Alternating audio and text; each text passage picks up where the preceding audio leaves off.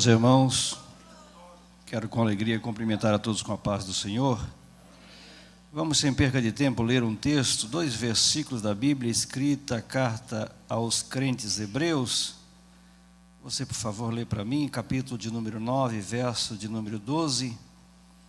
Depois o capítulo de número 10 e o verso de número 12 também. Quem achou pode ler, 9 e 12, e 10 e 12 também. Quem achou?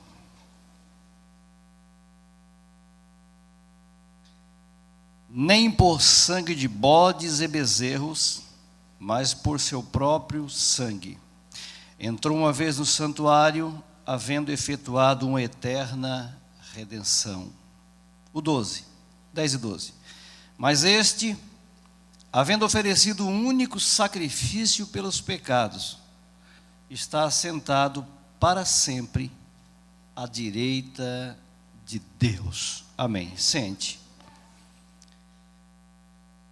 Eu quero usar o tempo que me é dado para falar do louvável ato de Jesus. Essa carta é escrita a um grupo de homens e mulheres judeus que deixaram o judaísmo, a lei mosaica, e aceitaram a Jesus como Salvador de suas vidas. Então o escritor anônimo desta carta percebeu que esses crentes estavam voltando novamente à prática do judaísmo, do legalismo. Então ele escreveu esta carta denominada aos Hebreus. E ele enfatiza para eles que tinham um conhecimento bem claro a respeito de sangue, de sacrifício, de bezerros, de bodes, de animais, porque eles tinham um entendimento muito claro a respeito desses itens aqui. E você vai ver que nesta carta o escritor ele põe Jesus acima de Moisés, ele põe Jesus acima dos levitas, dos sacerdotes, dando a Cristo um lugar que ele realmente merece. E nesse texto ele diz: nem por sangue de bodes ou bezerros, mas pelo seu próprio sangue, entrou uma vez no santuário, havendo oferecido uma eterna redenção. Ou seja, ele está dizendo que o sacrifício de Jesus é perfeito, que o sacrifício de Jesus não precisa de reparos, que quem aceita este sacrifício é plenamente aceito por Deus, sem precisar de justificativas da lei mosaica ou de qualquer outra coisa que seja. Então você entende que no verso 12 do capítulo 10, ele volta a apresentar Cristo.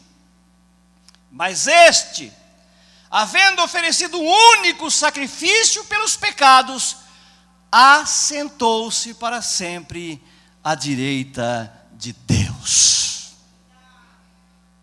No capítulo de número 10, o verso de número 4, ele diz: porque é impossível que o sangue de bodes e bezerros tire os pecados.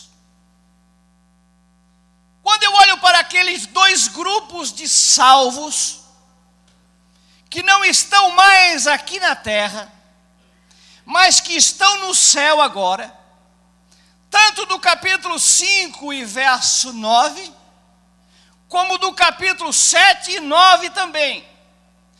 2 grupos distintos de pessoas, multidões.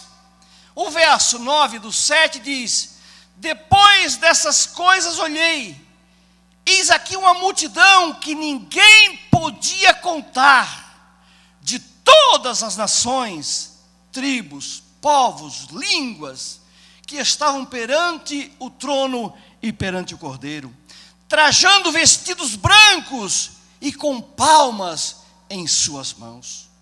Este grupo aqui, diferente do primeiro grupo, não tinha coroa, tinha palma em lugar da coroa. Mas o versículo de número 14, alguém chegou para João e perguntou: tu sabe de onde eles vieram? João disse: não, mas tu sabes. Então aquele ser disse: estes são os que vieram de grande tribulação, e lavaram e branquearam os seus vestidos no sangue do Cordeiro. Não existe outro meio, não existe outro recurso na mão de Deus, a não ser Cristo e o seu sangue purificador. Mas a minha palavra nesta noite é porque aqui existe vinho e ali existe pão.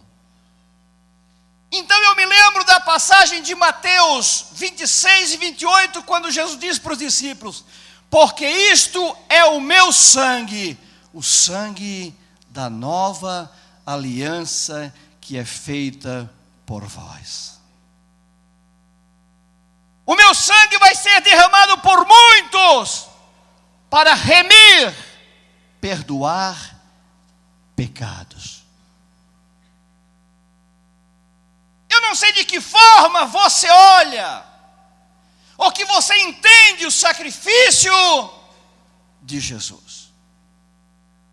O mal do ser humano é moral, não é físico.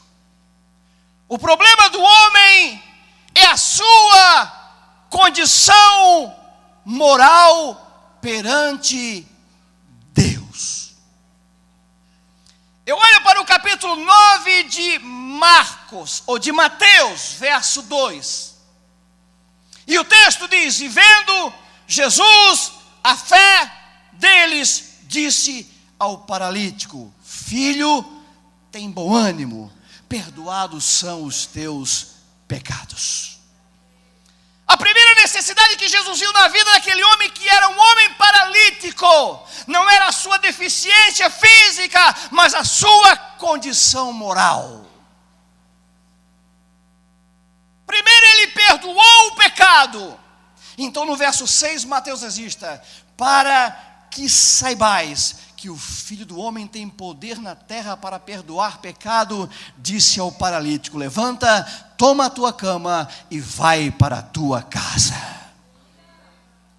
Eu olho para o registro do capítulo 19 de Lucas, e você conhece a passagem do famoso Zaqueu. Eu não vou entrar na questão moral deste homem, mas ele era um pecador como qualquer outro. Porque Deus não faz acepção de pecado. Todos estão debaixo da mesma condenação. Então a Bíblia diz no capítulo de número 19, versos 8 a seguir: e levantando-se Zaqueu, disse a Jesus: eis que dou aos pobres metade dos meus bens. E preste atenção: e se em alguma coisa eu tenho defraudado alguém, eu vou restituir 4 vezes mais. Ponto. Disse Jesus: hoje entrou salvação nesta casa. Hoje! Ele não era um homem salvo. Não é porque ele era ladrão, como alguém diz. O texto não diz que ele era ladrão. O texto não diz. Diz que ele era um homem rico, ele era um funcionário público, e ele, se em alguma coisa eu tenho defraudado alguém, eu vou restituir 4 vezes mais. Jesus disse: hoje entrou salvação nesta casa. porque este também é filho de Abraão. E ele conclui no verso 10 dizendo: porque o Filho do Homem veio buscar e salvar o que se havia perdido. Este sacrifício aqui nos concede a oportunidade de sairmos de uma condição de perdição para uma condição de salvação. E não pense que você fique excluído por ser melhor do que alguém, porque dentro desse contexto não existe ninguém bom aos olhos de Deus.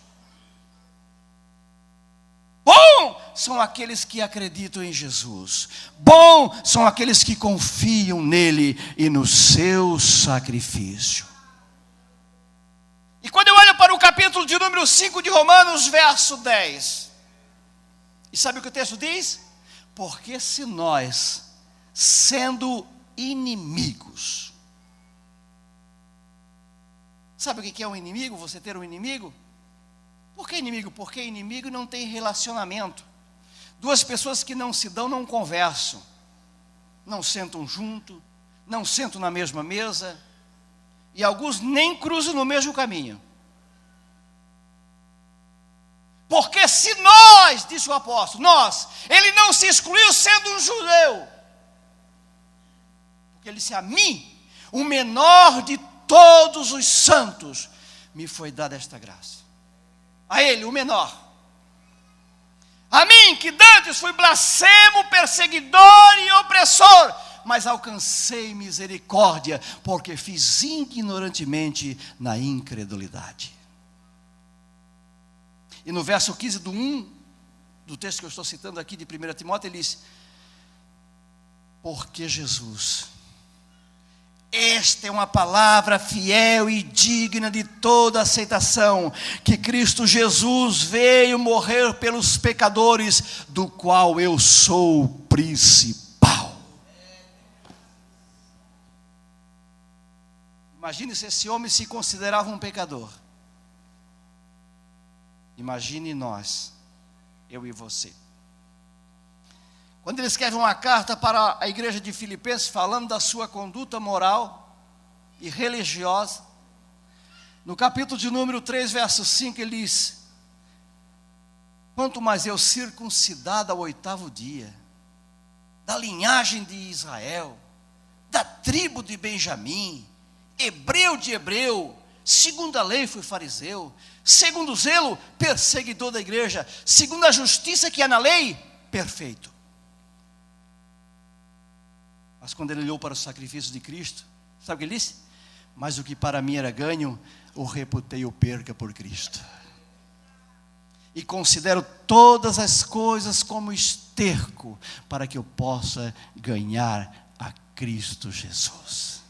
O poder deste sacrifício, desta morte oferecida por mim e por você. Voltamos para o capítulo 10 de Hebreus, verso 20, 10, verso 11. Sabe o que o Senhor diz? Assim também todo sacerdote aparece cada dia, ministrando e oferecendo sempre os mesmos sacrifícios, que nunca podem tirar os pecados. Ele falou do sacrifício levítico, da função sacerdotal, do trabalho do sacerdote, que aquilo ali não tirava pecado de ninguém, apenas cobria temporariamente. Daí ele diz: mas este é diferente. Falando de Jesus, este, havendo oferecido o único sacrifício, enquanto os sacerdotes precisavam ir 2, 3 vezes por dia oferecer oferta a Deus, Jesus ofereceu uma só oferta, a sua própria vida em favor da tua vida. E o valor desta oferta é o que vai garantir a tua vida futura na eternidade. Você vai entender que no capítulo 10, versículo 19, o escritor diz: tendo, pois, irmãos, ousadia. Sabe o que é ousadia? Coragem. para entrar no santuário. Você vai ver que o texto diz que Cristo já entrou no santuário. Pelo sangue de Jesus, tendo um novo caminho que Ele nos abriu. Diz que Ele abriu um caminho que você não conhecia, que você não sabia, porque você estava numa condição contrária, quando Paulo disse, porque se nós, sendo inimigos, quando nós olhamos para o capítulo 8 de Romanos, verso 8, portanto, os que estão na natureza humana não podem agradar a Deus. Verso 7, porquanto a inclinação da carne é inimizade contra Deus, porque não é sujeita à lei de Deus, nem em verdade a pode ser. Vivendo o homem na sua natureza humana, sem Cristo, ele é um inimigo de Deus, e Deus não pode aproximar-se dele. Então veio Jesus para fazer a ligação.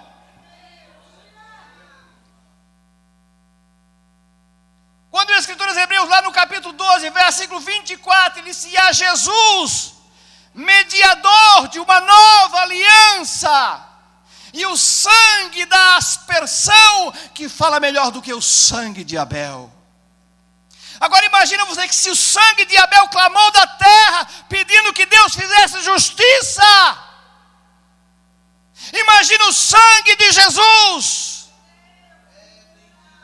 Mas eu quero dizer que o sangue de Jesus não está clamando por justiça, ele está clamando por pecadores que aceitem o sacrifício para que recebam a santificação por o poder deste sangue. Pelo novo e vivo caminho que ele, Jesus, nos consagrou pela sua carne. Tendo um grande sacerdote sobre a casa de Deus. Olha lá. Lá está ele como sacerdote, exercendo o ministério da intercessão em favor daqueles que recebem Jesus aqui na terra como Senhor e Salvador. Tendo um grande sacerdote sobre a casa de Deus.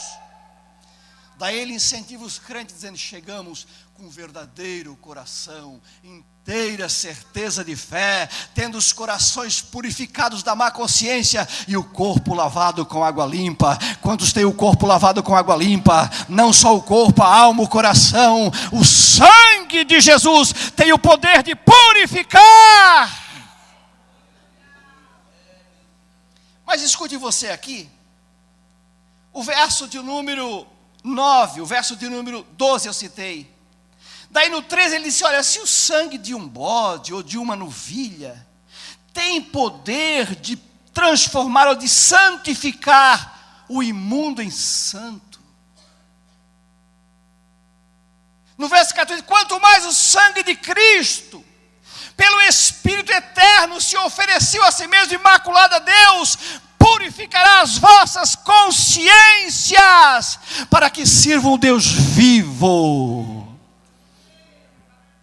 Ele disse que se o sangue daqueles animais tinha um significado de santificar o imundo, ele disse, quanto mais o sangue de Cristo, que pelo Espírito eterno se ofereceu a si mesmo, imaculado a Deus, purificará as vossas consciências das obras mortas, para servir ao Deus vivo.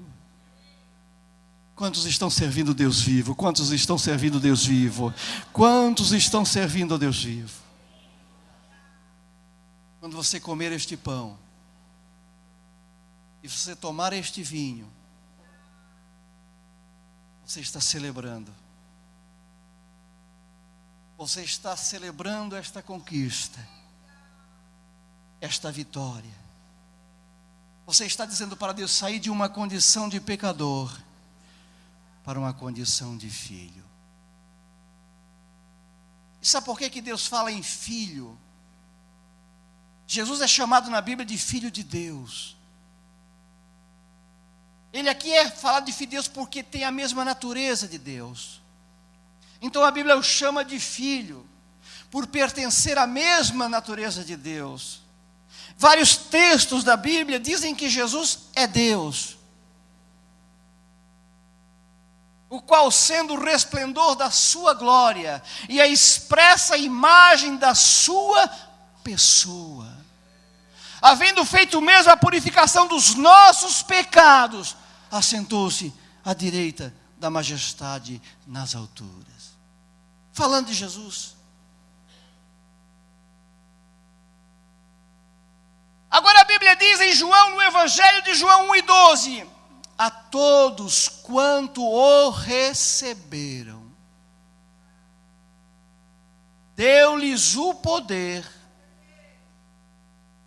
de serem feitos filhos de Deus. Aos que crerem no nome de Jesus. Você já imaginou o poder que este nome tem? Transformar um pecador que era inimigo de Deus num amigo. De manter agora uma relação aberta. Voltamos para o 19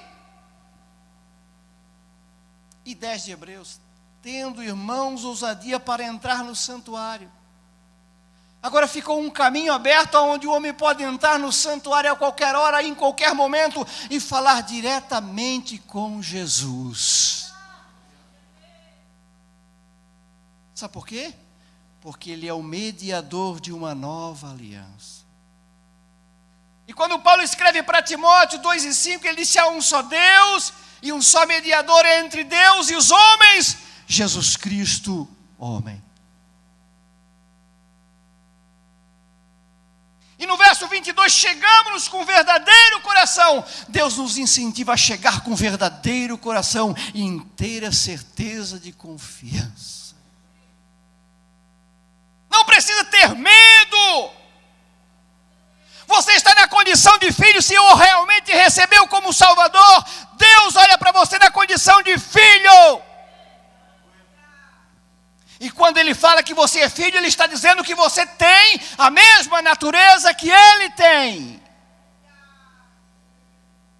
Por que Jesus nunca chamou Deus? Nunca você vai ver na Bíblia Jesus se referindo ao Pai como Deus. Nunca. Sempre como Pai. O meu Pai, o meu Pai.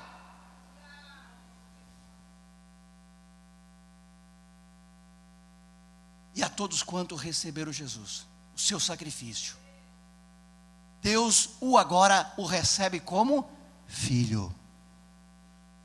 E quando Paulo escreve aquela carta aos irmãos de Éfeso, no capítulo 2, versículo 19, ele disse: assim que já não sois mais estrangeiros, nem forasteiros, mas concidadão dos santos e membros da família de Deus.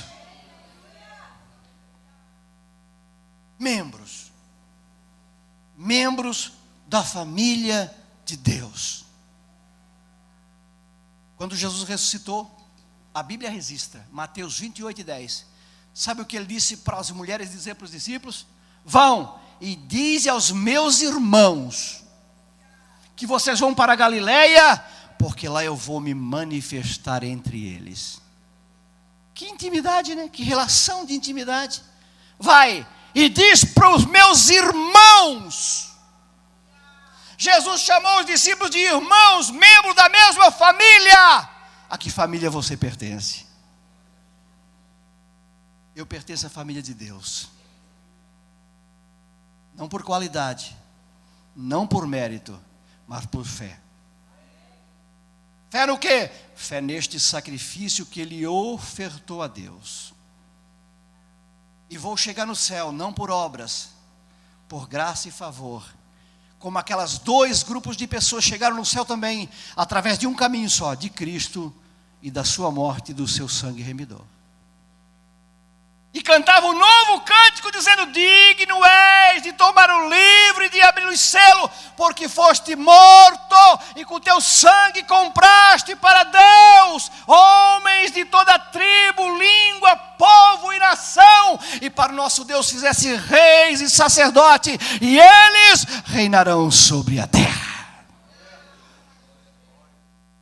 A Bíblia não diz em nenhum ponto que eles alcançaram por mérito, por qualidade, porque oraram demais.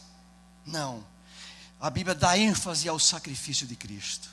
O sacrifício de Cristo é apresentado como o ponto positivo e o caminho pelo qual eles chegaram no céu. A fé neste sacrifício os levou à eternidade para estar com Cristo. Eu quero orar. Está vendo a mesa? O pão? Mas deixa eu dizer uma coisa para você. Voltamos para o capítulo de número 10, versículo de número 26. Porque se pecarmos voluntariamente, depois de termos recebido o conhecimento da verdade, diz o escritor, já não resta mais sacrifício pelos pecados. O que é que resta? Mais uma certa expectação horrível de juízo e ardor de fogo que há de devorar os adversários. E eles, olha, quebrantando alguém a lei de Moisés, morria sem misericórdia, só pela palavra de 2 ou 3 testemunhas. Aí o escritor chama a atenção daqueles crentes dizendo assim, quanto mais o sangue de Cristo. Aí ele diz, olha, se lá na lei mosaica, quando Moisés recebeu lá no monte Sinai, e se alguém quebrasse aquelas leis, tendo 2 testemunhas ou 3, o transgressor morria sem misericórdia. Aí no verso 29, de quanto maior castigo cuidais vós ser julgado merecedor. Aquele que pisar o Filho de Deus e tiver por profano o sangue do testamento com o que foi santificado e fizer agravo ofender o Espírito da graça. E no 31 ele disse, horrenda coisa é cair na mão do Deus vivo. Irmão, você está me assustando? Não, Deus não assusta ninguém. Eu estou falando a verdade. Horrenda coisa é cair no juízo de Deus. Não brinque com as coisas de Deus. Não brinque. Porque as coisas de Deus são santas. Alguém já brincou com as coisas de Deus e experimentou o julgamento de imediato. Não brinque. Porque o que come e bebe indignamente, de forma indigna, come e bebe para a sua própria condenação. Se você não está capaz de comer, aqui existe uma igreja. Para isso é que Jesus está ao lado do Pai. É para essa situação, pastor Jefferson. É para perdoar as nossas transgressões. Daí eu cito para você João 2:12. Filhinhos, vos escrevo porque pelo seu nome vos são perdoados os pecados. E posso citar também João 1:9. Se confessarmos os nossos pecados, Ele é fiel e justo para nos perdoar os pecados e nos purificar de toda injustiça. E cito também 2:1. Essas coisas eu vos escrevo para que não pequeis. Mas se alguém pecar, temos um advogado para com o Pai, Jesus Cristo justo. Provérbios 28:9.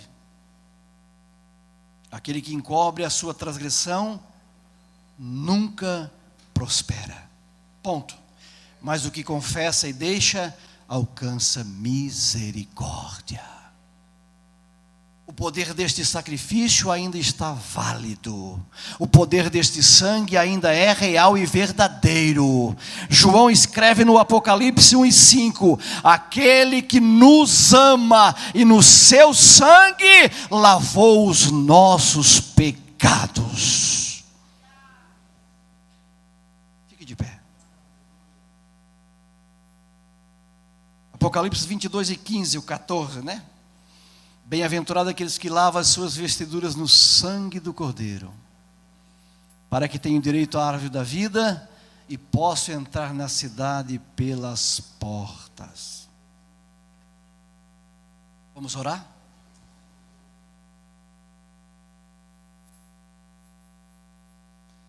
Você está apto? Eu estou apto? Nós estamos aptos? Se você, feche os olhos, por favor, feche os olhos. Se você precisa de uma oração, a igreja está aqui para orar.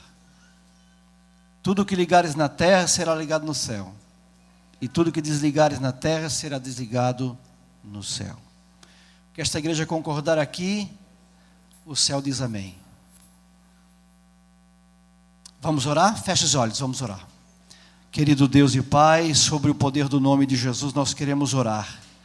Orar por esta igreja de forma coletiva, orar por cada membro, orar por cada líder, orar, Senhor, por cada pessoa em particular aqui esta noite.